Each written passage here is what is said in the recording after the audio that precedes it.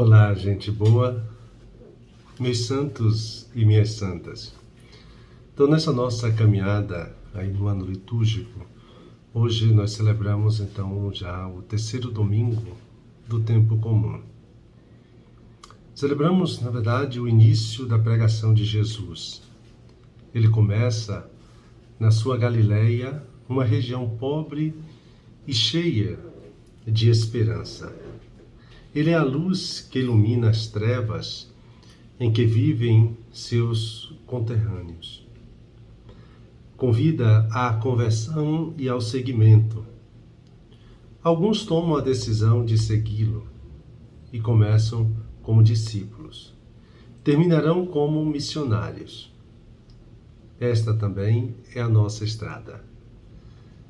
Celebrando a liturgia deste domingo, sintamo-nos chamados a acolher o convite de Jesus, a seguir seus passos e a prosseguir sua missão como discípulos missionários. Os discípulos devem tornar-se pescadores de homens. Os seres humanos, na verdade, estão afundados, afogados, sufocados numa situação que não é ideal para eles. Não são peixes fora d'água, mas pessoas dentro da água. Não é o seu ambiente. Assim, não dá para viver. É preciso arrancá-los dessa situação e dar-lhes vida e liberdade. Uma bela imagem para nossa missão nos dias atuais. O centro do Evangelho de hoje, que aliás é o núcleo da pregação de Jesus, é constituído pelo anúncio do reino. Quando ele diz: convertei-vos, porque o reino dos céus está próximo. Vencido o inimigo, que nós vimos então no capítulo 4, Jesus proclama a chegada do reino. Aqui há uma contraposição entre os reinos propostos pelo inimigo e o reino oferecido por Jesus. Os reinos da terra assentam-se sobre os interesses humanos. O reino dos céus sobre o Pai de todos e também a sua palavra. Há uma passagem necessária, na verdade, se a gente observa, uma passagem aí necessária, um movimento necessário também em nossa vida. O Evangelho nos indica isso. A primeira passagem que vemos nele é a de João Batista para Jesus. No momento em que João é preso e sua voz é, de certa forma, silenciada, Jesus entende que é o seu momento de falar, de pronunciar sua palavra de vida e de esperança para a humanidade. Mas a passagem de João Batista para Jesus aponta para um movimento.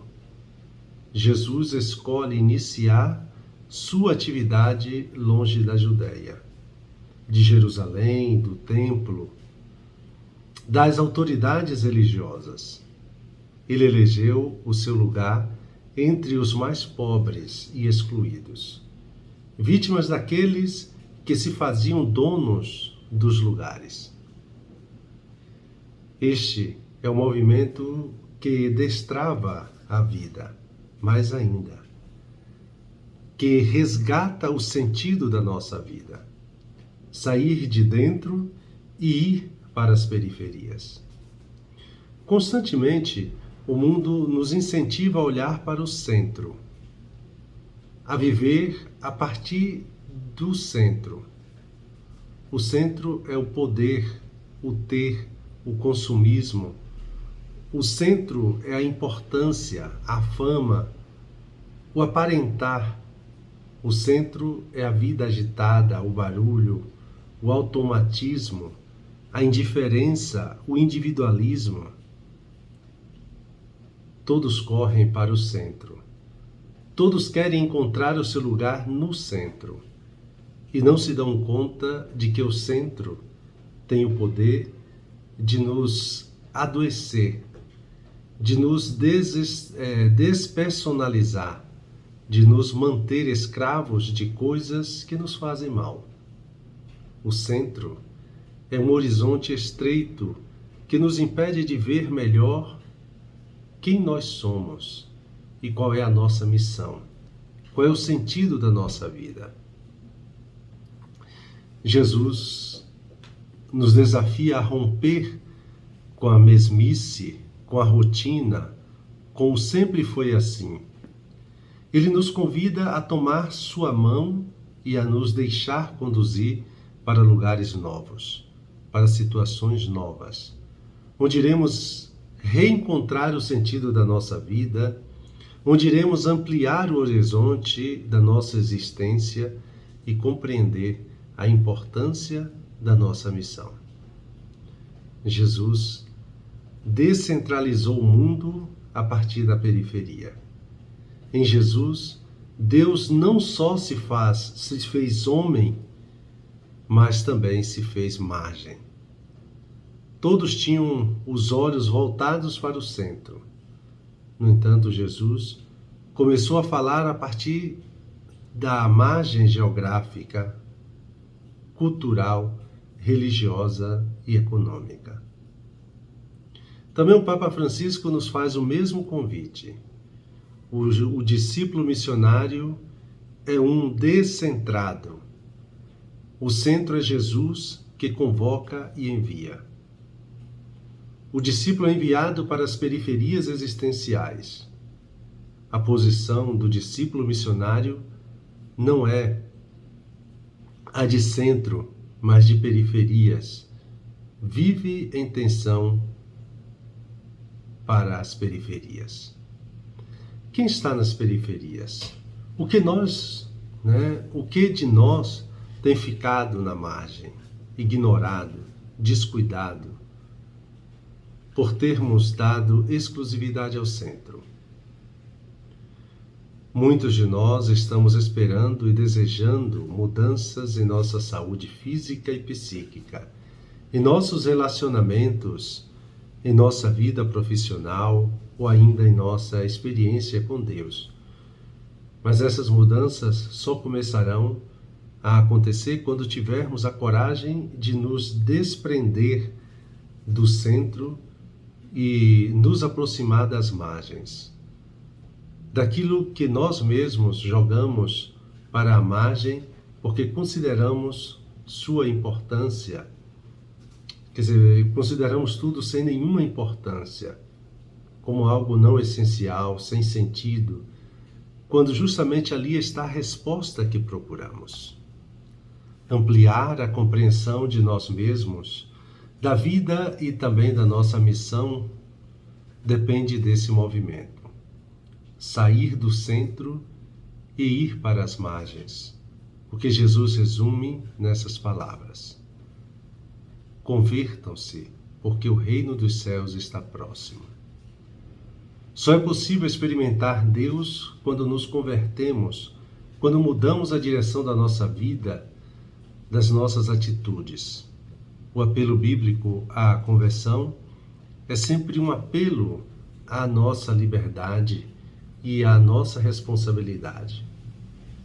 Converter-se significa compreender que nada muda se eu não decidir mudar. Portanto, a mudança mais difícil e mais necessária é a interna, não a externa. Para nos mostrar o quanto as mudanças são possíveis e necessárias, Jesus, andando à beira do mar da Galileia, portanto, visitando as margens, as periferias existenciais, encontra dois irmãos pescadores e os desafia: sigam-me, e eu farei de vocês pescadores de homens. Aqui se dá um novo movimento, uma nova mudança. Eles imediatamente deixaram as redes e o seguiram. A primeira palavra de Jesus a cada um de nós, discípulos seus, é esta: siga-me. Somos chamados a segui-lo, ouvindo sua palavra e observando suas atitudes, de modo a nos tornarmos semelhantes a Ele. Siga-me também significa torne-se uma luz, como eu sou luz, e faça com que sua luz chegue às periferias existenciais, pois é preciso que a minha luz resplandeça sobre aqueles que ainda hoje se encontram nas sombras da morte. Na medida em que nos dispomos a seguir Jesus, o horizonte da nossa vida vai se alargando e se aprofundando. A missão, o sentido da nossa vida não está em pescar peixes, mas em pescar homens e mulheres, em resgatar o ser humano que está se afogando no mar da destruição e da morte. O sentido da nossa vida não está em viver em função de nós mesmos, mas em fazer da nossa vida um serviço, uma causa em pró de algo ou de alguém que precisa ser defendido, resgatado ou salvo. As margens reclamam a nossa presença. As periferias existenciais clamam por nossa ajuda. Os que estão perdidos nas sombras da morte suplicam pela luz que nos habita. Que resposta daremos ao chamado de Jesus?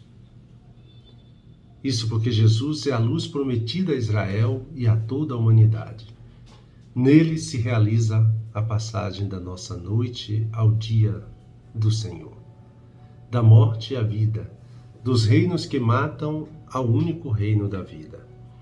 A palavra brilha na humildade do mensageiro. O reino dos céus está aqui. Portanto, a pregação de Jesus continua viva, como condição para participar do reino dos céus, anunciado e realizado. Convertei-vos.